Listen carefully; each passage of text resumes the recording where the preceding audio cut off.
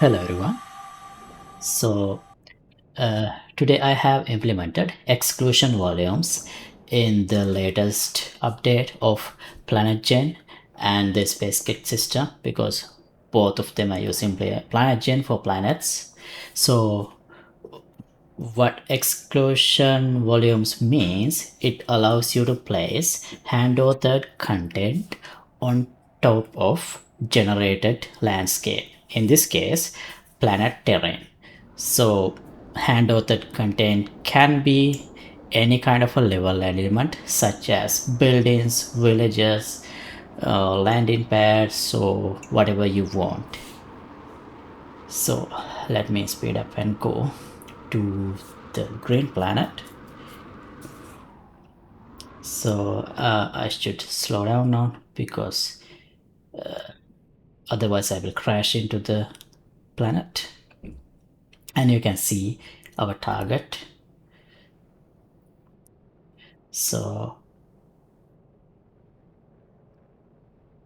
it also shows the distance to the destination as well in kilometers. This is real kilometers. So because this planet is only 10 kilometers radius, the other blue one is 50 kilometers. Now as I enter the atmosphere, the ship will automatically slow down to allow us to safely enter the atmosphere and safely land. When we enter the atmosphere, the ship will automatically align itself with the surface. And yeah, let me go there. Oh, I should. Let me align myself with the landing pad and land properly.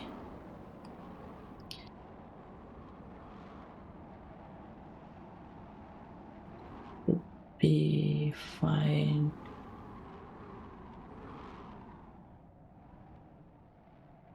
Yeah. So now I can disembark and exit the ship. Yeah. Now as you can see, these buildings are placed within the exclusion volume. So let me explain it. So you can see this landscape is flattened and also all the foliage is cleared to allow space for buildings or whatever you want to place. So let me show that. If I detach and turn on the visibility of the exclusion volume here, yeah, the box, and remove hidden. Yeah, now here you can see this is the exclusion volume. You can place one of these anywhere in the planet and then you can have anything, any hand placed content there. And also in addition to the scale, there are a few options that you can change. Let me find them. Yeah, such as this blend radius, which defines the distance where the generated terrain height and the defined exclusion volume height is blended over, and the flattening is strength. And if you want to suppress foliage, you can keep yeah, you have this all these toggles. If you don't want to flatten, you can disable it.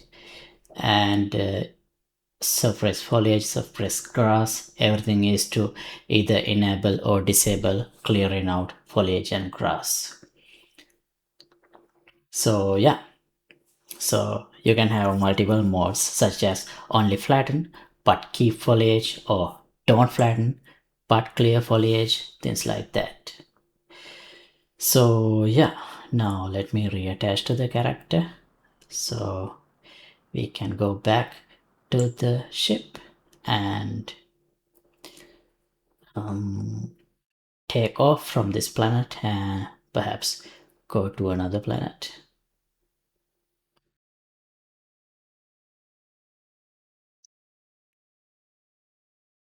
Yeah, hold space to take off. now the ship automatically goes into the hovering distance, and then I can escape the gravity. So yeah, the other planet is over there. So until we escape the gravity zone of this planet,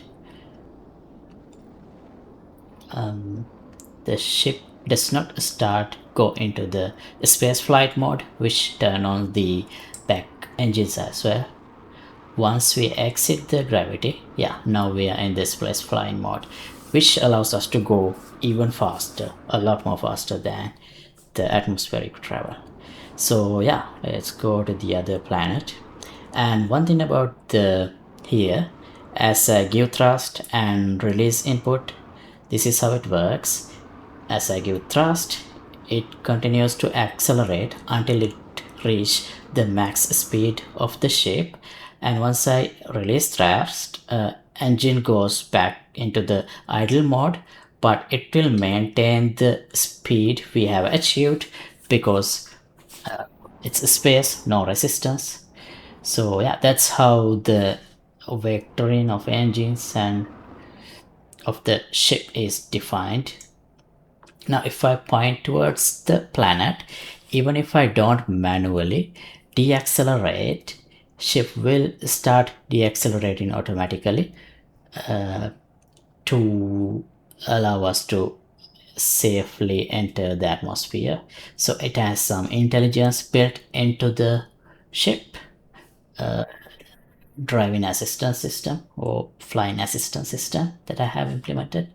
So yeah, once we enter the gravity of the planet, you can see two thrusters on the front of the ship also activates. They provide the required thrust to slow down and keep the ship hovering in space. They will adjust to reflect the turning as well. So yeah, now yeah, actually in this planet I haven't placed any hand authored content or exclusion volume. So but still we can land even if the terrain underneath is not perfectly flat. Yeah, let me find a suitable place. So yeah, now we are in the hovering mode and hold control to land, and you can see the landing gear extends to match the terrain underneath to keep the ship horizontal. As you can see, the legs or landing gear extend itself only as far as it needs. So ship stays horizontal even if the terrain underneath is not. See? So yeah, that's the way I have implemented it. And yeah, in addition to that, I also worked on improving the water material. So here you can see this is not a translucent material. This is a single layer water material, but still we have transparency. The reason to use a single layer water material is because translucent materials kind of interfere with the clouds, and also this material type is cheaper. So that's why I wanted to go with that. So yeah, and also another update is that this depth tinted water material, single layer water material, is also integrated to the ring world as well here. So you can see shallow water in a lighter color and the deep water in a darker color. So yeah, that's another update. Shipped with the 1.9 version of PlanetGen and 1.1 version of SpaceKit. Yeah, I think that's all I have for this update. Let me go to the here so you can see the yeah. So here is the SpaceKit, and PlanetGen is here. So I'll leave links to everything in description. And also if you just want the spaceship, not PlanetGen or anything else, you can get this spaceship only as well. So yeah, see you in another update. Goodbye.